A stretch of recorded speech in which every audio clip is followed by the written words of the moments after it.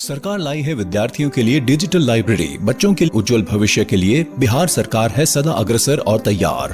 कक्षा 1 से कक्षा 12 तक की सभी पाठ्य पुस्तक पूरक सामग्री एवं वीडियो अब शिक्षा विभाग बिहार सरकार द्वारा विकसित पोर्टल पर है उपलब्ध।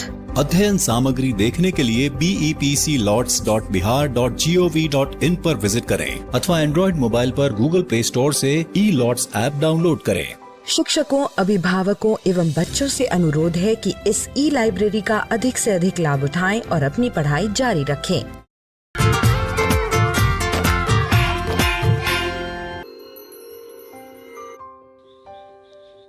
बापू की कहानी, जिसमें हम बात करेंगे महात्मा गांधी के जीवन के बारे में।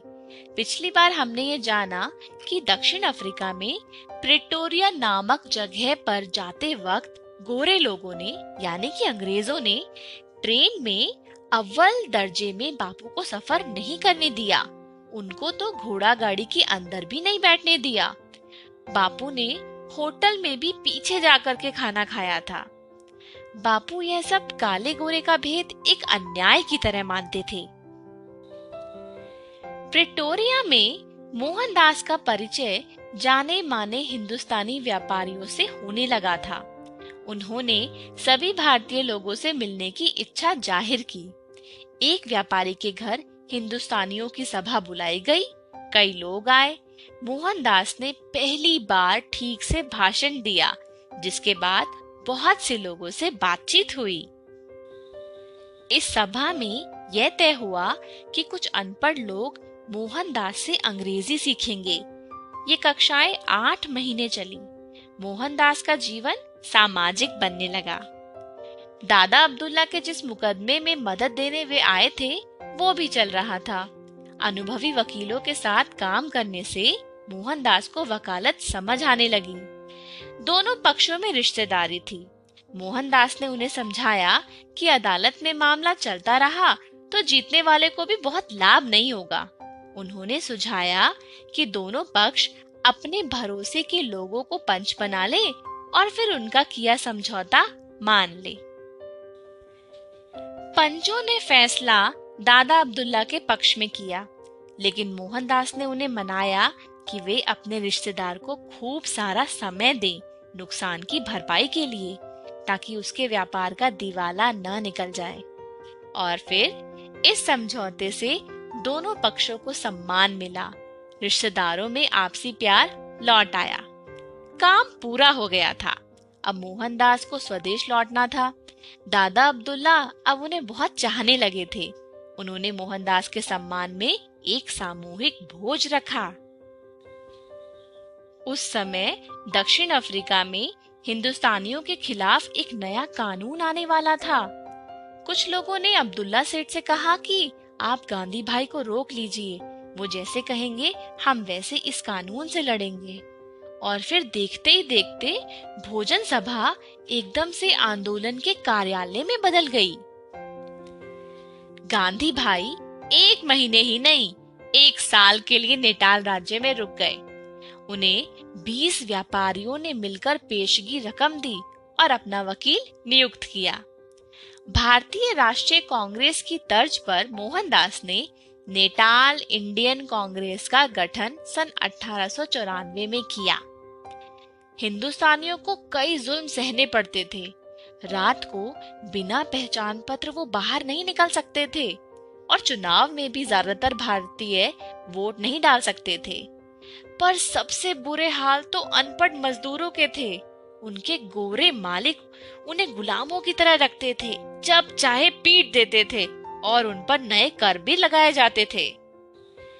ये मजदूर सन 1860 के बाद तमिलनाडु, आंध्रा और बिहार जैसे राज्यों से गन्ने की खेती के लिए आए थे। इनसे अग्रीमेंट यानी इकरारनामा होता था, इसीलिए ये गिरमिटिया कहलाने लगे। गांधी भाई का नाम सुनकर बाला सुंदरम नाम का एक मजदूर मोहनदास से मदद मांगने के लिए आ गया। उसके गोरे मालिक ने उसे बुरी तरह पीट दिया था और उसके 2 दांत तोड़ दिए थे। उसका इलाज कराकर मोहनदास उसे एक मजिस्ट्रेट के पास ले गए। उसकी मुक्ति हुई। गांधी भाई गिरमिटिया मजदूरों के नेता हो गए। अब मोहनदास की कांग्रेस के साथ तरह तरह के हिंदुस्तानी आ गए थे। अमीर और गरीब, हर धर्म के लोग, मुस्लिम, पारसी, हिंदू, ईसाई और तरह तरह की जुबानें, गुजराती, तमिल, भोजपुरी, तेलुगु, उर्दू और अंग्रेजी भी, क्योंकि अब मोहनदास की दोस्ती कुछ गोरों के साथ भी होने लगी थी। उनका सौम्य और संकोची व्यवहार लोगों का मन जीत लेता था।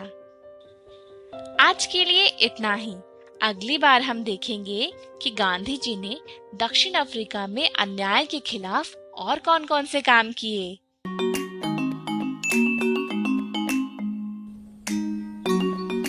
श्रेया और सीमा चचेरी बहनें हैं और बहुत अच्छी सहेलियां भी हैं। आज कुछ साल बाद सीमा शहर से गांव में छुट्टियां बिताने के लिए आई है। श्रेया सीमा से कुछ साल बड़ी है, लेकिन फिर भी दोनों की अच्छी बनती है और दोनों दादाजी के साथ समय बिताना भी पसंद करती हैं। अरे सीमा, तुम तो काफी बदल गई हो। क्या मतलब दादाजी? तुम्हारा कद कितना बढ़ गया है। और तुम शहर जाने के बाद दुबली पतली भी हो गई हो। क्या वह अच्छा खाने को नहीं मिलता? नहीं दीदी, ऐसा तो कुछ नहीं है। शायद इसलिए पतली हो गई हूँ क्योंकि पिछले महीनों में मेरा कद तेजी से बढ़ा है। इस वजह से आपको मैं कुछ बदली हुई लग रही हूँ। वैसे तो अच्छा ही है, परिवर्तन ही संसार का नियम है। हाँ दादाजी, मैंने अपनी विज्ञान की पुस्तक में भी परिवर्तनों के बारे में पढ़ा है। अच्छा, जरा मुझे भी तो समझाओ कि क्या पढ़ा है तुमने? दीदी, हमारे चारों ओर कितने सारे परिवर्तन लगातार होते रहते हैं, जैसे दिन से रात होना और रात का फिर से दिन में बदल जाना। कभी धूप निकलती है, कभी छांव होती है, तो कभी बारिश। हर साल नई घास आती है, बड़ी होती है और फिर सूख जाती है। फल, सब्जियां आदि फलते हैं और फिर विगलित हो जाते हैं। दूध से दही बन जाता है, पानी वाष्पीकृत हो जाता है, कपड़े सूख जाते हैं। हर तरफ परिवर्तन होता ही रहता है। बहुत खूब बाबा, सीमा बड़ी भी हो गई है और समझदार भी। श्रेया, मुझे पता है तुम मेरी बातों में और भी जानकारी जोड़ सकती हो। बताओ ना। ये विषय बड़ा ही दिलचस्प है। मौसम का बदलना, दिन रात आदि ये सारे प्राकृतिक परिवर्तन हैं। पर इंसान भी बहुत से परिवर्तनों का कारण बनते हैं। जैसे हम गेहूं पीस के आटा बनाते हैं और फिर उस आटे से ब्रेड, रोटी, बिस्कुट और ना जाने क्या क्या बनाते हैं। ये भी तो परिवर्तन ही हुए। अच्छा सीमा, अब ये बताओ, क्या हर परिवर्तन एक ही प्रकार का होता है? नहीं दादाजी, परिवर्तनों को समझने के लिए हम उन्हें वर्गीकृत कर सकते हैं। प्राकृतिक परिवर्तन और मानव द्वारा किए गए परिवर्तन। इसके अलावा हम दो मुख्य प्रकार के परिवर्तनों पर चर्चा कर सकते हैं। कौन कौन से प्रकार सीमा? दीदी, कुछ परिवर्तन ऐसे होते हैं जिन्हें आसानी से उत्क्रमित किया जा सकता है या पलटा जा सकता है। कोई उदाहरण देकर समझाओ। दीदी, पहले एक सवाल का जवाब दो। अगर मैं पानी उबालकर उसे ढक दूं, तो क्या होगा? पहले पानी गर्म होकर भाप में बदल जाएगा, फिर भाप ढक्कन से टकराकर ठंडी होकर पानी में बदल जाएगी।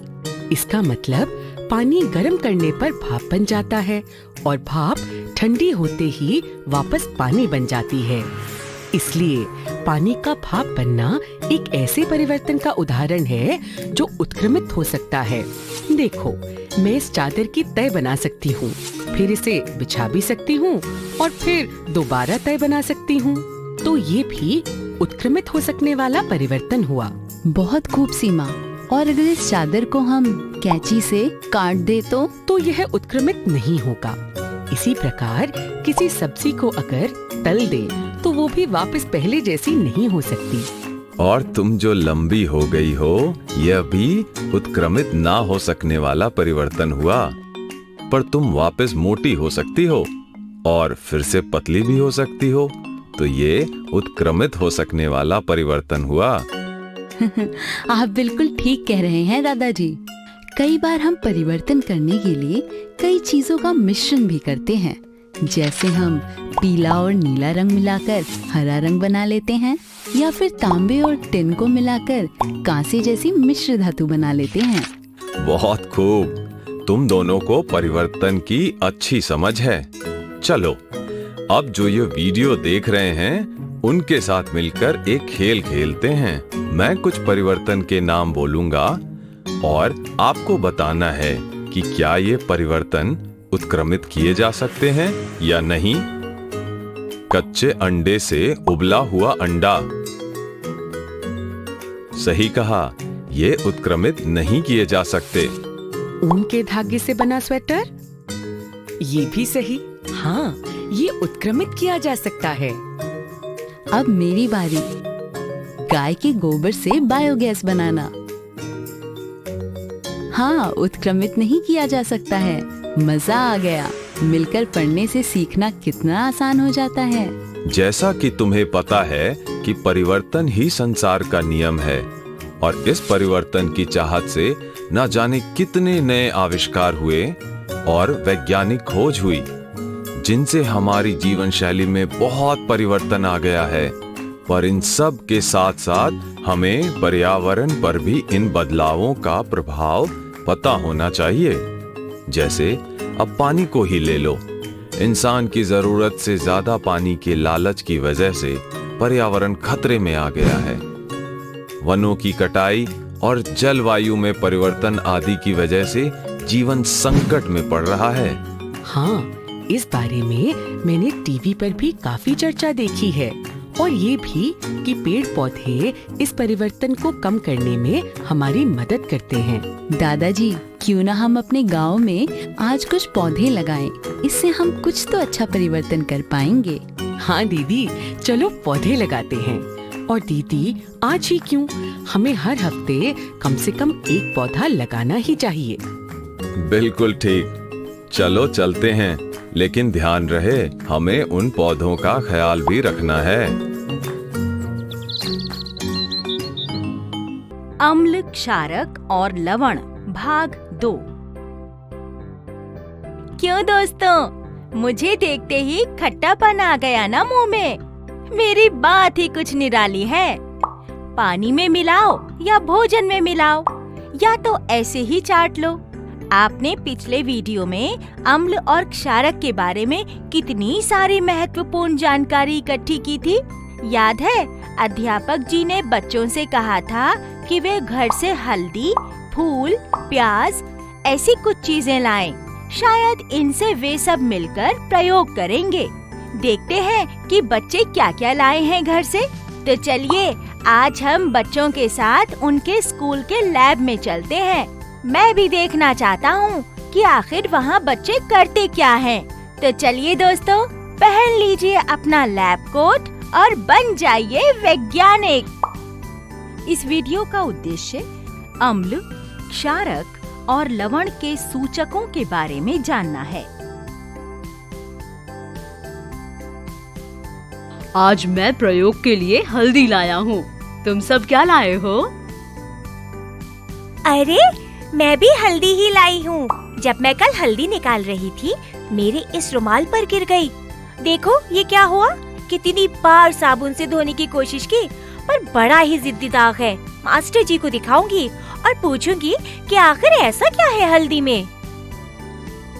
मैं तो घर से गुड़हल का फूल लाई हूँ। मेरे घर में तो गुड़हल का पौधा है। घंटी बज गई, मास्टर जी आते ही होंगे। चलो जल्दी चलते हैं। अरे वाह, बच्चे तो अलग अलग चीजें लाए हैं घर से। लगता है आज लैब में बहुत मजा आने वाला है। नमस्ते बच्चों, कल मैंने आप लोगों को अम्ल और क्षारक के बारे में बताया था।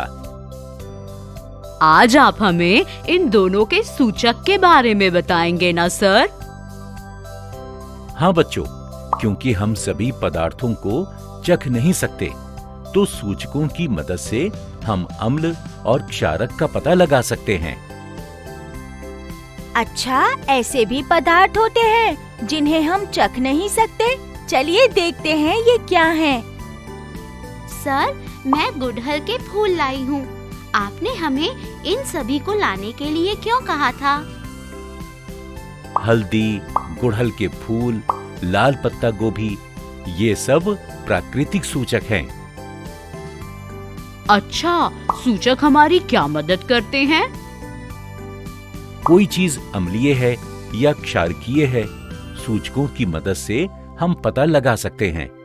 सूचक दो प्रकार के होते हैं, प्राकृतिक और संश्लेषित।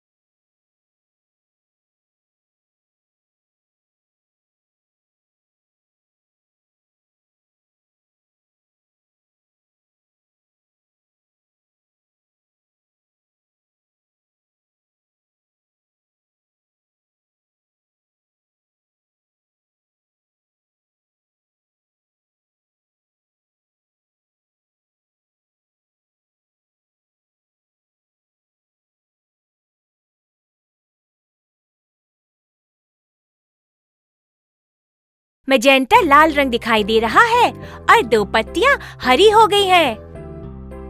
अच्छा, आप में से एक इन कटोरियों में फूल के घोल की 2 बूंदें डालो।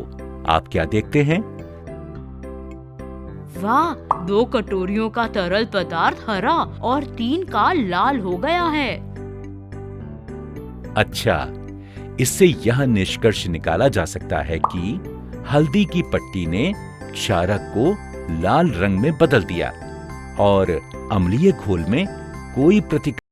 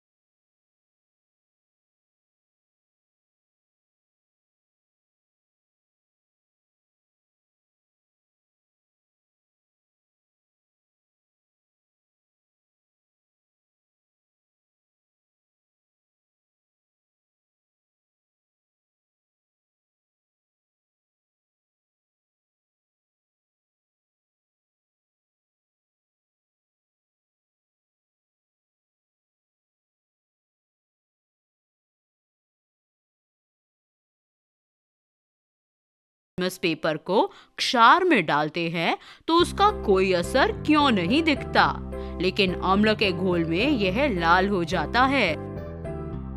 हाँ, अब आप सब लोगों को पता चल गया है कि इन दोनों में से अम्लीय घोल कौन सा है और क्षारकीय घोल कौन सा।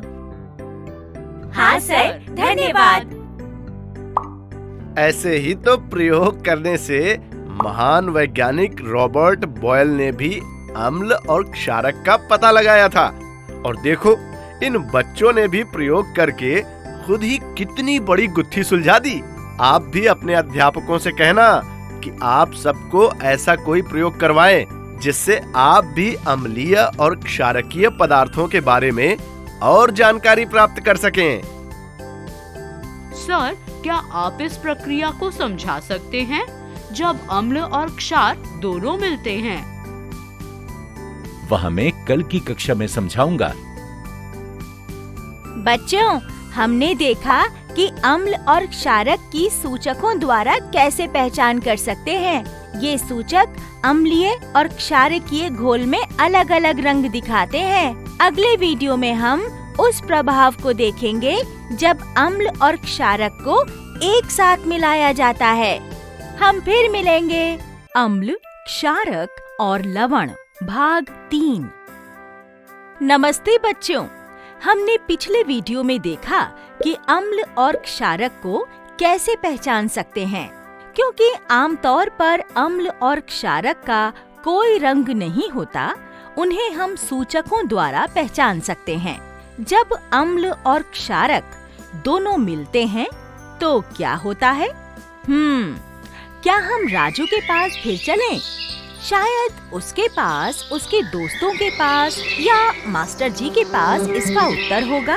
तो देर किस बात की, चलिए राजू के पास फिर चलते हैं। वह अपने दोस्तों के साथ पाठशाला में खेल रहा है। इस वीडियो का उद्देश्य उदासीनीकरण अभिक्रिया के बारे में जानना है। फुटबॉल खेलने का मजा ही कुछ और है। हाँ हाँ, चलो गेंद पास करो। आ, आ, आ, आ। दिखाओ क्या हुआ? अरे, लगता है कि तुम्हें मधुमक्खी ने काटा है। चलो मास्टर जी के पास। राजू, मोहन, रमा, रिंकू को मधुमक्खी ने काटा है। मैं रिंकू को सर के पास ले जा रही हूँ। सर, सर, रिंकू को मधुमक्खी ने काटा है। ओहो रिंकू, तुम रोना नहीं, मैं तुरंत घाव पर बेकिंग सोडा लगा दूंगा। सीता, तुम सिर्फ उसका हाथ पकड़ दो। सर, आप क्या कर रहे हैं?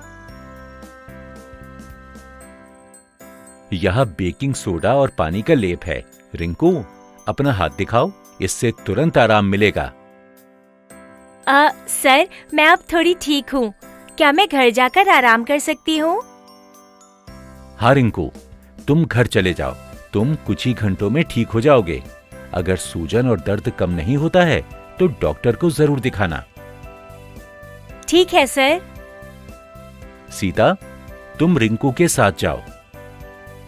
ठीक है सर। सर, बेकिंग सोडा मधुमक्खी के डंक की दवा कैसे बन सकता है?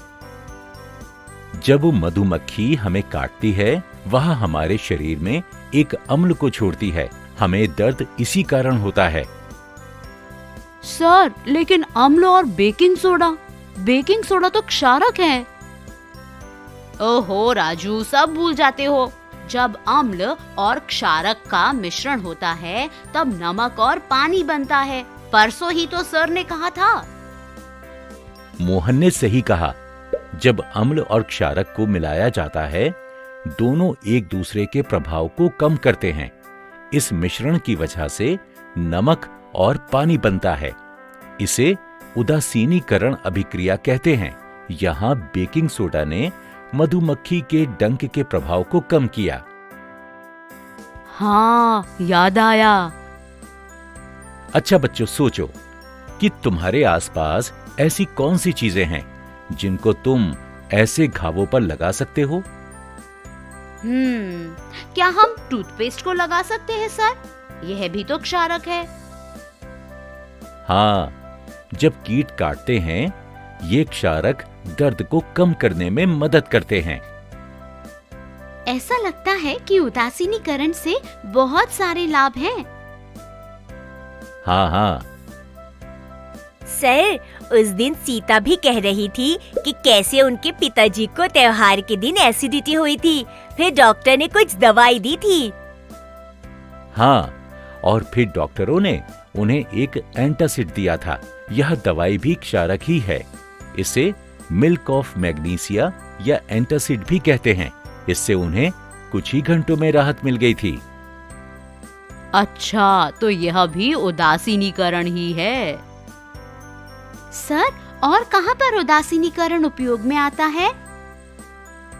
कभी कभी मिट्टी में हाइड्रोजन आयनों की वृद्धि के कारण मिट्टी की अम्लता बढ़ जाती है। यह तब होता है जब बहुत उर्वरकों का उपयोग किया जाता है। ओह, तो क्या यह फसल उत्पादन को प्रभावित करेगा? हाँ। सर, फिर इसका क्या उपाय है? मिट्टी को ना तो बहुत अम्लीय या बहुत क्षारकीय होना चाहिए, और जब मिट्टी अम्लीय होती है तो उसे कम करने के लिए चूने का उपयोग किया जाता है। सर, मैंने पादपों के अध्याय में पढ़ा था कि खाद भी मिट्टी के लिए उपयोगी है। यह कब इस्तेमाल होती है? हाँ बच्चों, जब मिट्टी क्षारकीय हो जाती है तो खाद का उपयोग करते हैं। जब खाद डाली जाती है तो उसमें रहने वाले जीव मिट्टी को अम्लीय बनाते हैं। इससे मिट्टी फसलों के लिए उपजाऊ बन जाती है। सर, यह तो हमने अपशिष्ट जल के पाठ में भी पढ़ा था। हाँ, हमने पढ़ा था कि कारखानों के अपशिष्ट पदार्थ में अम्लीय पदार्थ मिले हुए होते हैं। शाबाश! यह जब सीधे जलाशयों में बहने दिए जाते हैं तो पानी के जीव जंतुओं को अम्ल नष्ट कर सकता है। काफी जीव मर भी जाते हैं और पानी प्रदूषित हो जाता है। फिर क्या पानी में क्षारक मिलाया जाता है? हाँ, इसीलिए कारखानों का अपशिष्ट जलाशयों में मिलाने से पहले क्षारकीय पदार्थ मिलाकर उसे उदासीन किया जाता है। आमतौर पर ढला हुआ चूना मिलाया जाता है। धन्यवाद सर, हमें उदासीनीकरण के बारे में जानकारी देने के लिए। धन्यवाद बच्चों। बच्चों, अम्ल और क्षारक हमारे दैनिक जीवन में बहुत मुख्य भूमिका निभाते हैं। इन दोनों का मिश्रण उदासीनीकरण अभिक्रिया को जन्म देता है। आपने इस वीडियो में उदासीनीकरण और उसके उपयोगों के बारे में अध्ययन किया है। हम फिर मिलेंगे।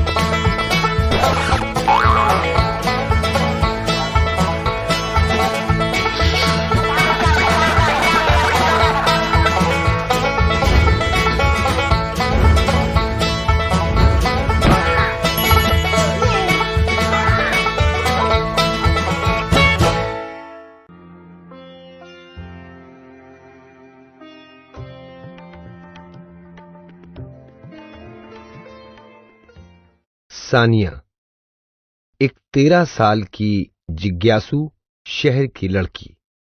कक्षा 8 में पढ़ती है। कबीर सानिया का भाई 14 साल का लड़का है जो उसकी चीजों को समझने में मदद करता है और विभिन्न गतिविधियां करता है। मम्मी सानिया की मां, जो उन्हें विभिन्न अवधारणाओं को समझने में सुविधा प्रदान करती हैं। हमने पिछले पाठ में सीखा, गर्मी या प्रकाश उत्पन्न करने के लिए ईंधन जलने की प्रक्रिया को दहन कहा जाता है।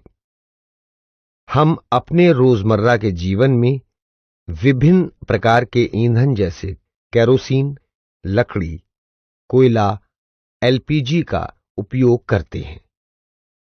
इनमें से प्रत्येक ईंधन का एक अलग प्रज्वलन तापमान होता है। कम प्रज्वलन तापमान का मतलब है कि वे बहुत जल्दी गर्म हो जाते हैं। इसका अच्छा उदाहरण है एलपीजी। उच्च प्रज्वलन तापमान का मतलब है कि वे काफी ऊंचे तापमान पर जाकर पूरी तरह गर्म होते हैं। ईंधन की दहन प्रक्रिया से धुआं, प्रकाश, गंध और ध्वनि ये सब अवशेष के रूप में निकल सकते हैं। दोस्तों, हम अपने दादा दादी के घर आए हुए हैं। आपको याद होगा कि हमने वहां अपना चूल्हा बनाया था। अब देखते हैं कि आगे क्या होता है। अब हम प्रकाश की व्यवस्था कैसे कर सकते हैं? अरे हाँ, 7 बज चुके हैं और बाहर अंधेरा हो रहा है। हमें लालटेन चाहिए। पर कैसे? इस लालटेन को देखो। इसे रोशनी के लिए मिट्टी के तेल और एक अच्छी बाती की जरूरत है। हमारे पास इनमें से कोई भी चीज नहीं है। यह भी सही है। हम अब क्या कर सकते हैं? मम्मी, क्या हमारे पास मोमबत्तियां हैं? हाँ, मैंने बैग में 2 मोमबत्तियां रखी थी। उनका इस्तेमाल कर सकते हैं। ये भी ठीक है, लेकिन क्या तेज हवा मोमबत्ती को बुझा नहीं देगी? एक तरफ हवा के बिना हम आग जला नहीं सकते, पर तेज हवा आग को बुझा सकती है ना मजेदार बात?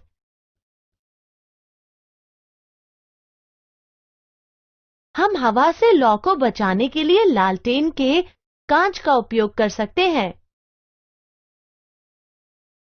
सही। इस तरह मोमबत्ती लंबे समय तक चलेगी।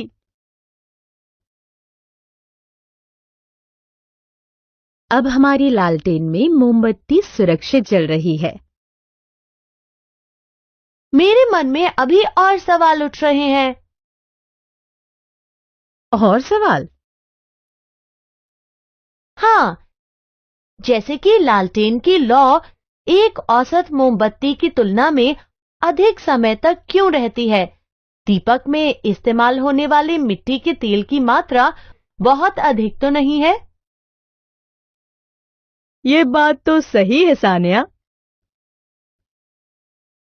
बच्चों, आपको ये समझने के लिए आदर्श ईंधन और ईंधन दक्षता जानना जरूरी है। क्या आप मुझे अपनी पुस्तक से 6.6 और 6.7 पृष्ठ संख्या 72 पर पढ़कर बता सकते हैं?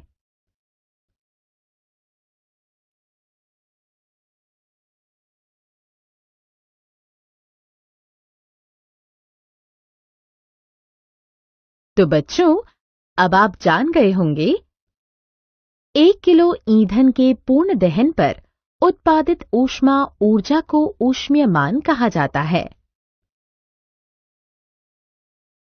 क्या आपको याद है कि चूल्हा जलाने के लिए हमने कितनी टहनियों और पत्तियों का इस्तेमाल किया?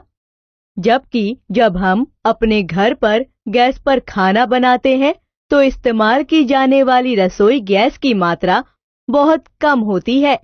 इसका मतलब है कि एलपीजी का ऊष्मीय मान टहनियों और पत्तियों की तुलना में बहुत अधिक है।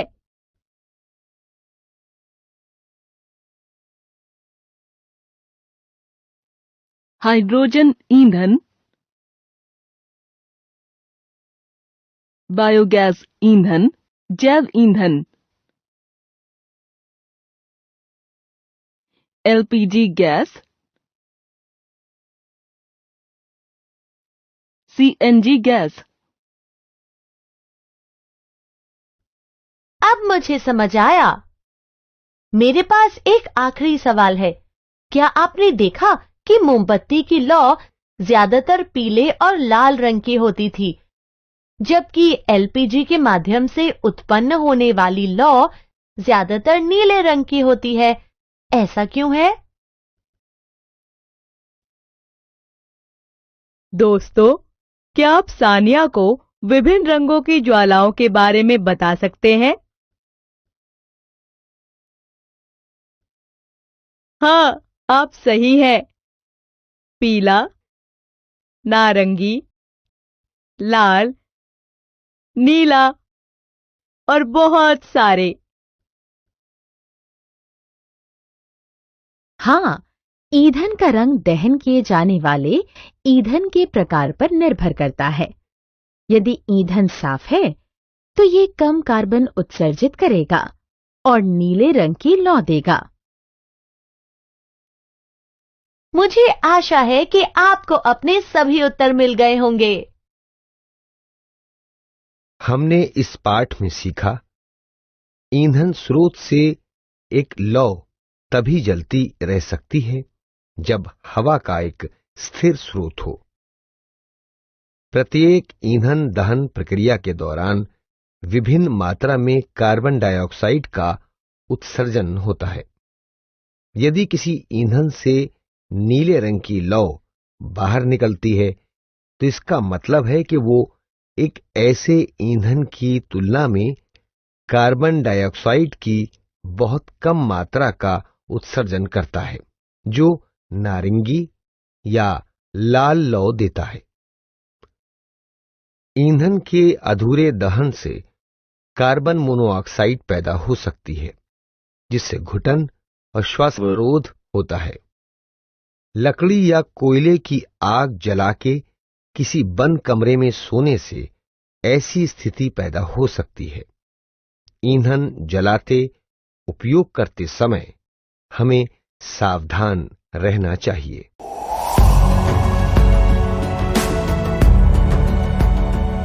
छठी से 10वीं कक्षा के विद्यार्थी ध्यान से सुने। खास आपके लिए हैं इंस्पायर अवार्ड्स मानक। TST और NIF द्वारा हर साल हो रहे इंस्पायर अवार्ड्स मानक के पहले राष्ट्रीय पुरस्कार विजेता हैं। विजेता आप भी हो सकते हैं। इसलिए किसी भी क्षेत्र में साइंस और टेक्नोलॉजी पर आधारित अपने इनोवेटिव आइडियाज के साथ तैयार हो जाइए। जानते हैं ना, आप में से 1 लाख स्टूडेंट्स को 10-10 हजार रुपए मिलेंगे अपने आइडियाज को प्रोटोटाइप बनाने के लिए। उसके बाद दुनिया सराहेगी आपका हुनर जब पहुंचेगा आपका आइडिया लोगों तक प्रोडक्ट के रूप में। तो अपने ओरिजिनल इनोवेटिव आइडियाज को स्कूल में जमा करें। बेस्ट आइडियाज आगे बढ़ाए जाएंगे ऑफिशियल वेबसाइट पर, और हाँ, जल्दी आज ही जमा करें। So good luck with inspire awards मानक।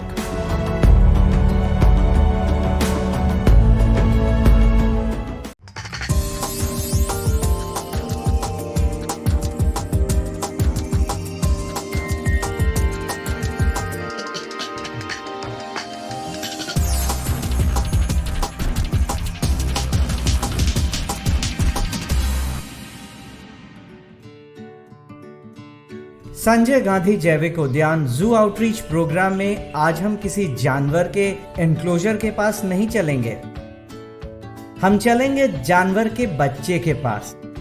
संजय गांधी जैविक उद्यान के सफल प्रबंधन और देखभाल का ही नतीजा है कि आज यहाँ मौजूद लगभग सभी जल, थल और आकाश में रहने वाले जानवरों का प्रजनन हुआ है।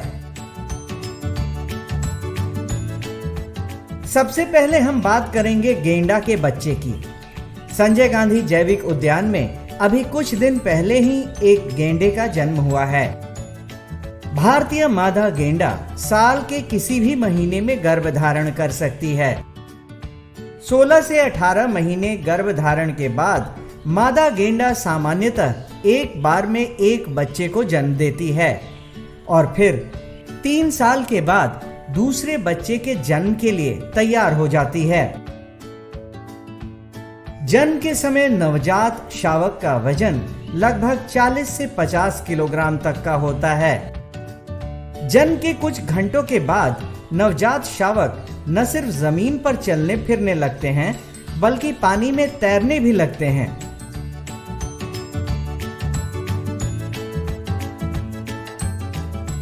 नर भारतीय गेंडा लगभग 10 साल की उम्र में प्रजनन योग्य हो जाते हैं। वहीं मादा गेंडा 9 से 10 साल की उम्र में प्रजनन योग्य होती है। बच्चे को संभालने का काम मादा गेंडा करती है, जबकि नर गेंडा अपने आधिपत्य क्षेत्र की रक्षा करता है।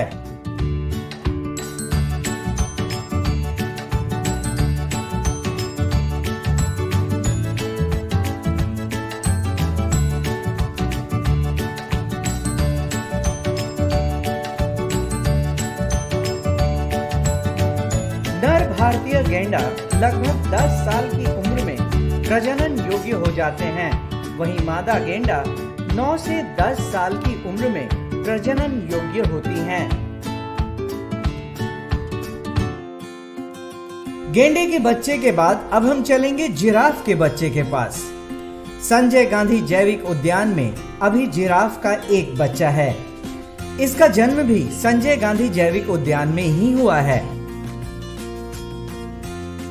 13 से 15 महीनों के गर्भधारण के बाद मादा जिराफ एक बार में एक बच्चे को जन्म देती है।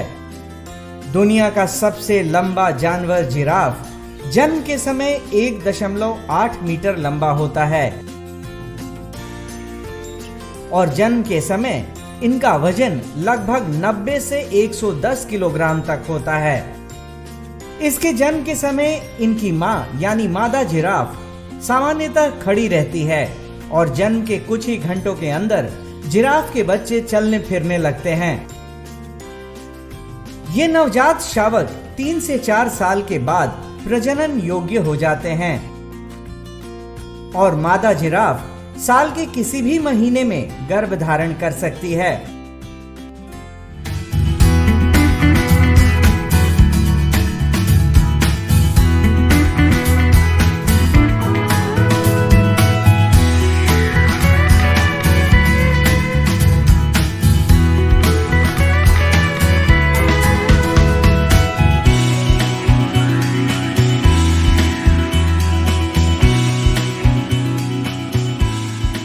जिराफ के बच्चे के बाद अब हम बात करेंगे भालू के बच्चे की। संजय गांधी जैविक उद्यान में अभी भालू के बच्चों की संख्या 2 है। दोनों बेहद चंचल, चालाक और स्वस्थ हैं। मादा भालू साल के किसी भी महीने में गर्भधारण कर सकती है। लगभग 7 महीने यानी 210 दिनों के गर्भधारण के बाद मादा भालू एक बार में 3 से 4 बच्चों को जन्म देती है, जो देखने में बेहद खूबसूरत लगते हैं।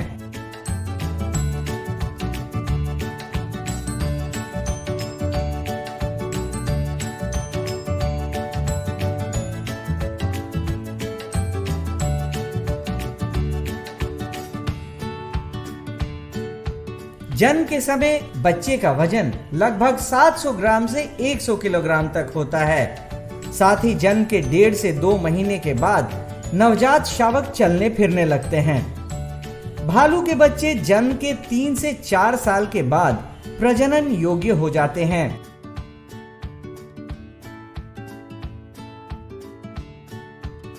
किसी भी जू के सक्सेस का उसका जो मैनेजमेंट का पैरामीटर है वो उसके ब्रीडिंग से देखा जाता है और इसमें पटना जू काफ़ी लकी है कि यहाँ जितने भी स्पीसीज हैं उन सबों में लगभग ब्रीडिंग काफ़ी अच्छी ब्रीडिंग हो रही है। और जो ब्रीडिंग का मेन पर्पस है या हम लोग उसको साइंटिफिकली मैनेज करते हैं कि इन ब्रीडिंग ना हो पाए, उसका जितने भी साइंटिफिक पैरामीटर्स हैं उसको हम लोग ध्यान देते हैं और ये कोशिश करते हैं कि जो भी नए बच्चे हो रहे हैं वो हेल्दी रहें, उनके अच्छे से केयर हो सके।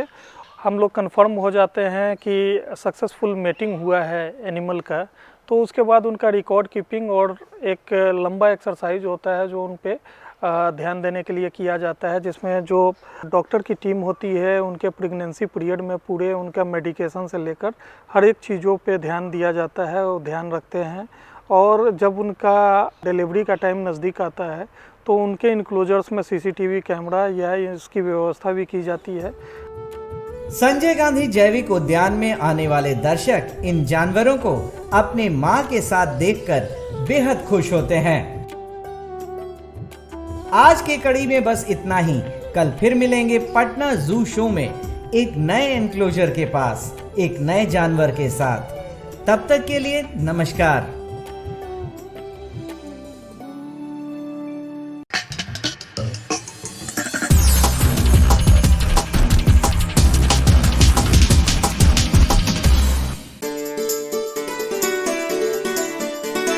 डर से नहीं तैयारी से आगे कदम बढ़ाना है।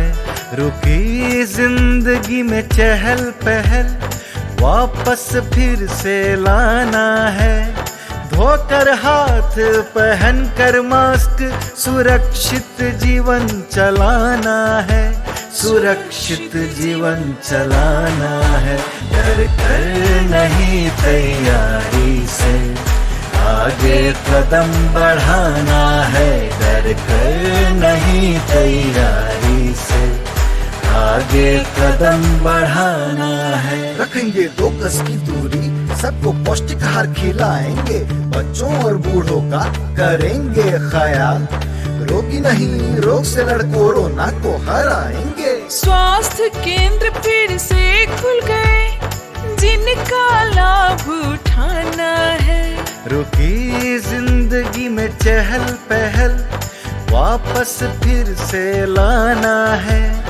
धोकर हाथ पहन कर मास्क सुरक्षित जीवन चलाना है। सुरक्षित जीवन चलाना है। डर कर नहीं तैयारी से आगे कदम बढ़ाना है। डर कर नहीं तैयारी से आगे कदम बढ़ाना है। टीकाकरण की शुरुआत हो गई है, पर पहले की तरह हमें मास्क लगाना और 2 गज की दूरी बनाए रखना अभी भी जरूरी है। स्वास्थ्य विभाग और सूचना एवं जनसंपर्क विभाग बिहार सरकार द्वारा जनहित में जारी।